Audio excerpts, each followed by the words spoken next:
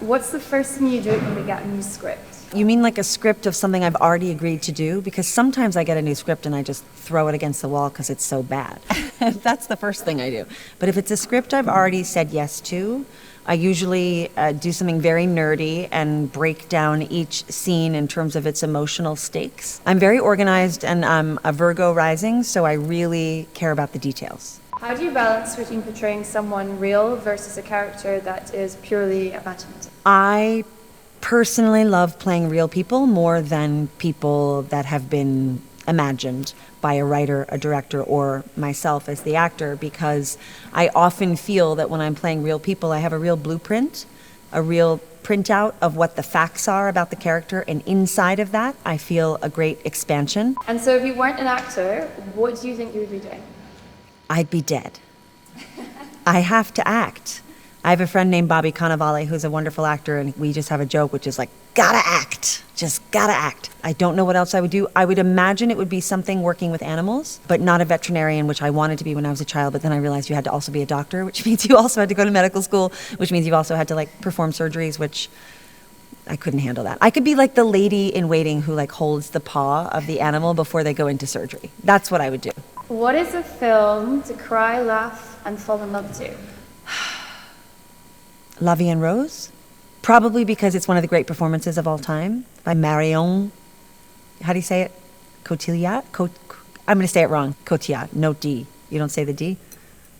Everyone's shaking like, don't say the D. I find that movie to be incredibly moving, but also from an acting standpoint, incredibly inspiring. Also from an artistic, who she was, what her talent was, Edith Piaf. So I find it incredibly romantic and tragic and funny. It's just a brilliant movie to me. Is there a role you've turned down that you secretly wish you hadn't? The answer to that is honestly no, and I think it makes me one of the very lucky ones, and it means something's coming for me in the future where I'm going to turn down that's going to become the most successful movie of all time. But I think I've been really lucky in that I've only said yes to something when it really moves me, and when it hasn't, somebody else doing it, or even if they've had success in it, it doesn't feel like it was my part. What is a clothing piece that is your Madeleine de Proust? I don't have any specific item of clothing from another time in my life, but what I do have is an attachment to a fabric, which is anything with sequins on them. It's very loud over there. What is happening? Just be still. Okay? Just for another, I think this is the last question, right? I'll be shutting up very soon, so just hang tight.